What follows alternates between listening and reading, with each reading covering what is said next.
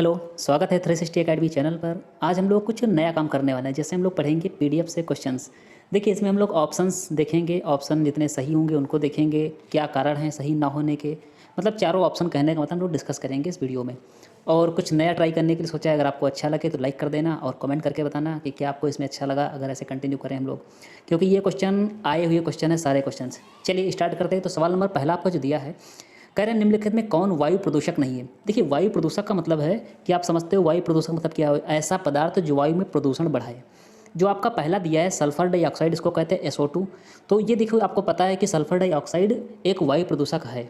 दूसरा है carbon monoxide, इसको बोलते हैं CO, कार्बन मोनोऑक्साइड। ये तो बहुत ही ज़्यादा वायु प्रदूषक है, तो ये भी आपका नहीं है, ये भी नहीं है।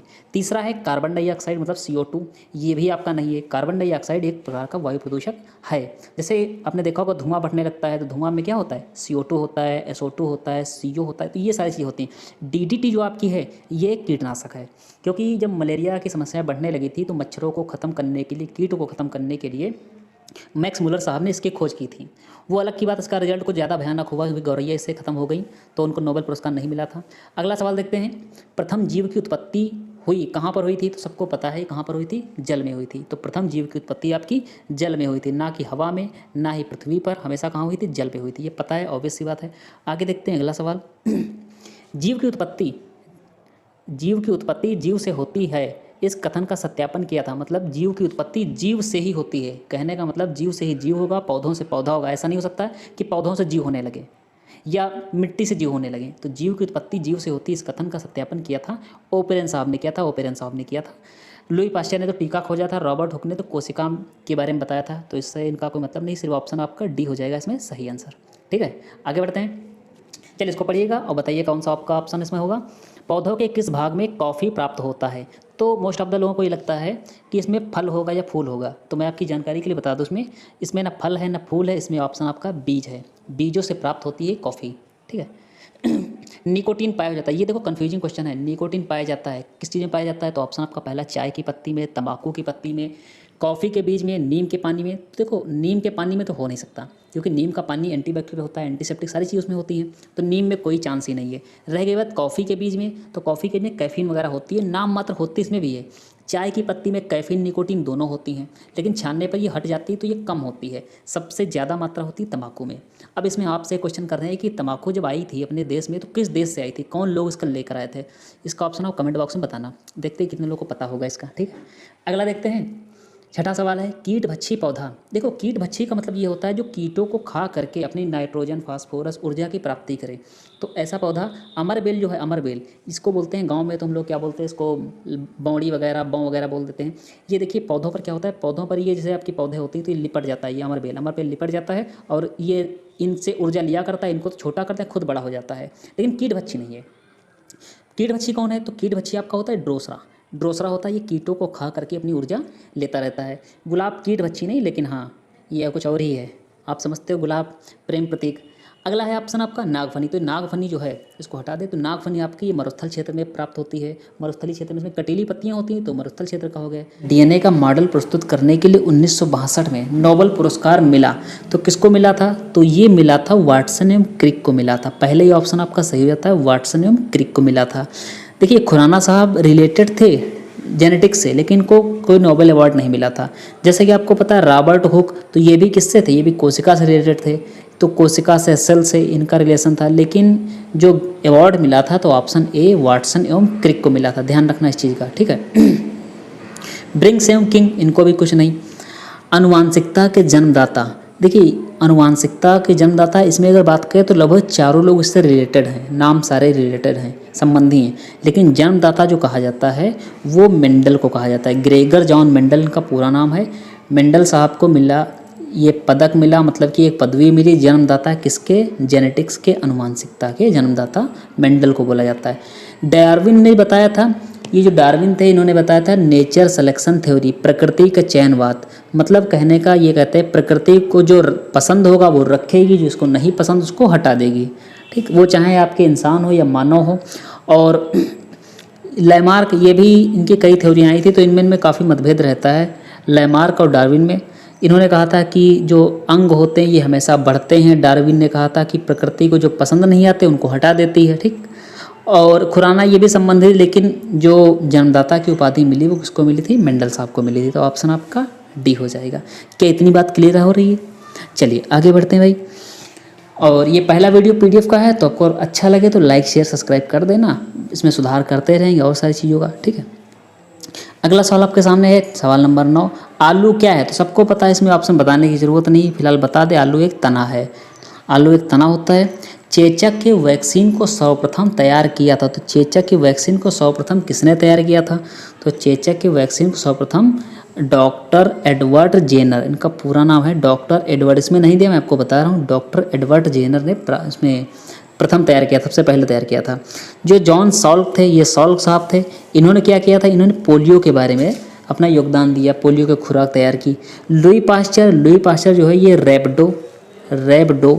रेबडो वायरस, मतलब जिसको रेबीज बोलते हैं, तो रेबीज का टीका तैयार करने का श्रेय किसको जाता है? लुई पास्चर साहब को जाता है। क्योंकि ये इन्होंने बताया था कि जो स्तनधारी पशु होते हैं उनकी लार में रेबडो वायरस पाया जाता है। अब इनकी भी एक अच्छी कहानी रही, इन्होंने बहुत बड़ा अपना त्याग किया, साइंटिस्ट होने के नाते अपने जीवन में काफ़ी कुछ इन्होंने सहा है। चलिए सवालों की तरफ देखते हैं। सवाल नंबर 11, निम्नलिखित में कौन सी बीमारी पर काबू पा लिया गया? तो ट्यूबरकुलोसिस या क्षय रोग, राज्यक्षमा रोग, इसको बोलते हैं टीबी। तो ये टीबी जो है इस पर कंट्रोल पा लिया गया है। अब इसका इलाज क्या है? आपका डॉट्स होता है, ठीक है। तो डॉट्स होता है। आगे बढ़ें सवालों की तरफ। अब इसमें हम ज़्यादा डिस्क्राइब तो नहीं कर सकते। कैंसर पर अभी नहीं पाया गया है। जोड़ों की डिसऑर्डर, जोड़ों का दर्द होता है, जोड़ों की समस्या होती है, इस पर भी कोई अभी उपचार जो हमको कंट्रोल वो नहीं हो पाया है। मस्तिष्क के डिसऑर्डर, ये अभी कोई कंट्रोल नहीं हुआ है। अगला देखते हैं, भारत के लोगों की वसा में पाया जाता है। ये क्या पाया जाता है? तो बाई बहुत कुछ जाती हैं चीज़ें। तो इसमें बात डीडीटी की आ रही है, इसमें ये ऑप्शन दिया है, ये ऑप्शन दिया, उसके बाद आगे ऑप्शन 31 से 50 ppm डीडीटी, 1 से 30 ppm डीडीटी, 1 से 12 ppm डीडीटी।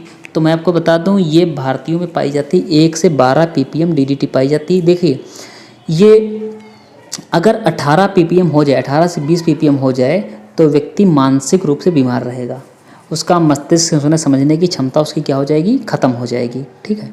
तो ये हुआ कि क्योंकि डीडीटी जब चिड़िया ने खाया, लोगों के अंदर आई, ये आपको पता है, क्योंकि आपको पता है जैव आवर्धन का नियम क्या होता है। जो हमेशा जहर होता है, विष होता है, ये गुणांक में ऊपर बढ़ता है, 10 गुने के अनुसार बढ़ता है ऊपर की ओर प्रत्येक चरण में। जैसे बताएं, अगर जो ये बनता है पिरामिड, तो इस प्रकार से बढ़ता है, इस प्रकार से बढ़ता है। अगर यहाँ पर 1 है तो यहाँ पर पहुँचेगा 10, यहाँ पहुँचेगा 100, ऐसे पहुँचेगा 1000। ये 10 गुना के अनुसार बढ़ता है पिरामिड के शेप में। और पिरामिड आपको बता देंगे पिरामिड क्या होती है, सारी चीज़ें फेस कैमरा वीडियो बनाएंगे, जब बोर्ड पे पढ़ाएंगे सारी चीज़ें आपको डिस्कस करके बता देंगे, ठीक है। अगला देखते 13 नंबर, प्राकृतिक कीटनाशक एजाडिरकटिन प्राप्त होता है। तो ये देखिए नया नाम है, आप समझ लीजिए। एजाडिरकटिन ये आपको प्राप्त होता है नीम से, ठीक। ये पहली बार प्राकृतिक कीटनाशक, यहीं से आप समझ सकते हो प्राकृतिक कीटनाशक जो प्रकृति से कीटों को ख़त्म कर। जैसे आपके घाव हो जाता है तो आप नीम की पत्ती और नीम की लकड़ी उसको लगाना पसंद करते हो, उससे घाव में लाभ मिल जाता है जल्दी, है ना। जो आपका तम्बाकू है, आम है, पपीता, ये कोई नहीं। आपका ऑप्शन कौन सा हो जाएगा? नीम हो जाएगा। Option B is the right answer. आगे बढ़ते हैं। एंटीबायोटिक्स क्या होते हैं? सबको पता है, जुकाम होता है, बुखार होता है तो डॉक्टर पैरासीटामोल के साथ साथ में क्या मिला देता है? एंटीबायोटिक। तो दवाएँ होती हैं, एंटीबायोटिक दवाएँ, ठीक है। तो एंटीबायोटिक्स ये आपकी दवाएँ हो गई। क्योंकि एंटीबायोटिक का मतलब समझा, थोड़ा सा और समझा था इसमें। देखिए एंटीबायोटिक का मतलब ये होता है कि ऐसी दवाएं जो बायोटिक्स को समाप्त करती हैं, बायोटिक्स का बैक्टीरिया को समाप्त करती हैं, तो उनको हम लोग कहते हैं एंटीबायोटिक। आपके शरीर में बैक्टीरिया आ जाती है, छोटी छोटी बैक्टीरिया आ जाती हैं, छोटी छोटी बैक्टीरिया आपके शरीर में रोगों को स्टार्ट कर देती है। रोग इन्हीं कारण होता है। जैसे आपके जुकाम हुआ, बुखार हुआ, खांसी हुई, तो किसके कारण? बैक्टीरिया कारण। और बैक्टीरिया जीवाणु कारण आपके अंदर रोग आया तो आपको डॉक्टर टेम्परेचर कम करने की दवाई देगा, जुकाम की बहने कम करने की दवाई देगा, उसके साथ में बैक्टीरिया को समाप्त होने की दवाई दे देगा। ऐसे आपकी बॉडी में पाया जाता है ई कोलाई। ई कोलाई भी एक प्रकार का बैक्टीरिया होता है। तो ई कोलाई बैक्टीरिया जो होता है ये ई कोलाई, तो ई कोलाई जो आपका बैक्टीरिया है ये विटामिन का संश्लेषण करता है, तो ये भी समाप्त हो जाता है आपकी बॉडी से। जब ये भी समाप्त होता है तो आपकी बॉडी में विटामिन नहीं बन पाते हैं। जब विटामिन नहीं बन पाते हैं तो डॉक्टर साथ साथ में बी कॉम्प्लेक्स या बीकासोल जैसे आपके टैबलेट मिला देता है। तो इससे क्या होता है, जब बी कॉम्प्लेक्स बीकासोल ये सारी रहेंगी तो आपकी बॉडी में बी जितने विटामिन होते हैं उनकी कमी नहीं हो पाएगी, क्योंकि बी वाली विटामिनों का निर्माण ई कोलाई करता है आपकी बॉडी में अधिक से अधिक। उनका संश्लेषण कौन करता है, ई कोलाई। तो ये बैक्टीरिया है, जब एंटीबायोटिक खाओगे तो ये समाप्त हो जाएंगे सारे बैक्टीरिया, वो चाहे अच्छे हों या फिर बुरे हों। क्या बात समझ में आ गई? आगे बढ़ते हैं। 15वां सवाल, ये पता है सभी को, दूध में कौन सा बैक्टीरिया या क्या बनता है, जो भी चीज़ें हैं देख लीजिए। कहा है निम्नलिखित कौन दूध को दही बनाता है, तो लैक्टोबैलिसिस ये आपका बैक्टीरिया होता है, ये बनाता है। इसमें कोई बताने की आवश्यकता नहीं। 16 नंबर में देखते हैं इन्फ्लुएंजा H1N1। देखिए H का नाम समझ लिए, हीमोग्लूटानिन, और N को कहते हैं न्यूरामिंडेज। ये जो होता है H1N1 ये एक स्वाइन फ्लू होता है, मतलब सुअरों से फैलता है ये रोग, पिग से फैलता है ये रोग, ठीक है। अब एक होता है रोग H5N1। तो H5N1 जो होता है ये बोलते हैं इसको बर्ड फ्लू, ठीक। और बाकी ये जो बता रहे हैं रेबीज, मैकाऊ डिजीज, कॉमन फ्लू, ये कोई नहीं ऑप्शन है।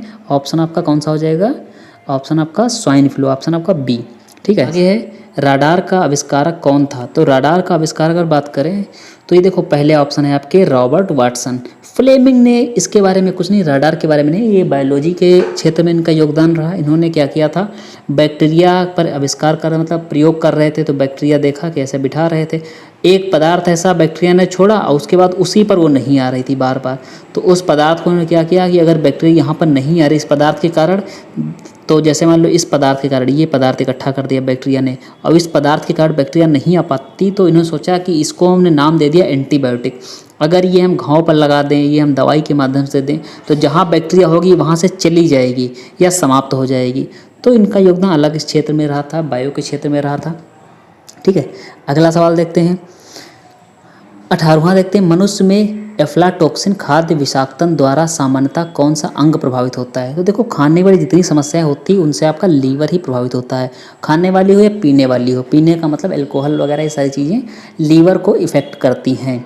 वृक्क जो आपको किडनी बोलते हैं, जिसको आपकी संख्या 2 होती है, मतलब इनकी संख्या 2 होती है। फेफड़े इनकी भी संख्या 2 होती है। हृदय आपका हार्ट होता है, तो ये इस प्रकार से कुछ बनता है प्यारा सा। और यकृत, तो यकृत जो होता है ये इस प्रकार से यहाँ पर होता है मानव में, और यहाँ पर आपका अमाशय होता है, अग्नाशय होता है। तो ये सारी चीज़ें आपकी बनती हैं, जब कभी पढ़ाएंगे पाचन तंत्र तब बताएंगे, या मैम पढ़ा रही हैं आपको तो बता देंगे, ठीक है। आगे बढ़ते हैं। आगे कहा है निम्नलिखित किस विटामिन में कोबाल्ट होता है, तो पहले इनके नाम देख लो। ये जो विटामिन B6 है इसका नाम होता है पायरिडॉक्सिन, ठीक है। तो पायरिडॉक्सिन तो इसमें ना नाम में है ना तो कुछ कहीं पर है। इसको बोलते हैं B2, जो B2 है इसको बोलते हैं राइबोफ्लोविन। ये जो आपका B1 है इसको बोलते हैं हम लोग थायमीन। ये जो होता है इसको बोलते हैं साइनोकोबालामीन, साइनोकोबालामीन। तो कोबाला से मिलता है आपका कोबाल्ट, ठीक है। साइनोकोबालामीन, कोबाल्ट से बना कोबालामीन। और एमीन, एमीन जो लास्ट में आता है तो अमीनो एसिड वाला एमीन हो जाता है। और साइनो मतलब साइनाइड, एंटीऑक्सीडेंट। तो ये आपका होता है विटामिन B12 में। क्लियर है। अगला देखते हैं, लास्ट क्वेश्चन रखते हैं आज का, और फिर अगर आपको अच्छा लगेगा वीडियो तो हम लोग और इस पर अधिक से अधिक क्वेश्चन लाएंगे। ये सारे क्वेश्चन रिपीटेड हैं, पूछे हुए हैं, और इससे और क्वेश्चन हम लोग बनाएंगे। अच्छे अच्छे सवाल है ना, तो आप लोग बताते रहना जैसा कुछ आपको लगे। चल, इनमें रक्त दाब का मापक यंत्र कौन सा है, तो पहला ऑप्शन है स्फेरोमीटर, दूसरा है अनीमोमीटर, तीसरा है स्फिग्नोमैनोमीटर, और चौथा है आमीटर। तो देखो सबको पता है इसमें कौन सा ऑप्शन आपका सही हो जाएगा। स्फेरोमीटर ये होता है, इसको बोलते हैं श्वसन मापी। ये होता है आपका वायु को मापने के लिए। वायु में क्या ऐसी कटोरी लगी होती है, आपने देखा होगा कक्षा 7 की किताबों में ये बना होता था, उसमें वायु घूमती थी, चक्कर लगाता था। स्फिग्नोमैनोमीटर ये आपका होता है बीपी को मापने के लिए। 80 से 120, 80 से 120 ये होती है एक रेट होती है सामान्यता, 80 से 120 याद रख लेना इस चीज़ को, 80 से 120। अमीटर क्या होता है, ये विद्युत धारा को मापने के लिए होता है। अच्छा ये बताना कि सामान्य मनुष्य का तापमान, सामान्य मनुष्य का तापमान फ़ारेनहाइट में कितना होता है, डिग्री सेल्सियस में कितना होता है, और रीमर में कितना होता है, ये अगर आप बताओगे तो हम समझे कि हाँ आपने पढ़ा है सारी क्लासों को अच्छे से, ठीक है। तो अगर वीडियो को आपको ये अच्छा लगा है तो वीडियो को लाइक कर दीजिए, शेयर कर दीजिए, कमेंट में आप जो आपको कहना है वो बता दीजिए। चलिए मिलते हैं आपको नेक्स्ट वीडियो, तब तक के लिए थैंक यू, टेक केयर।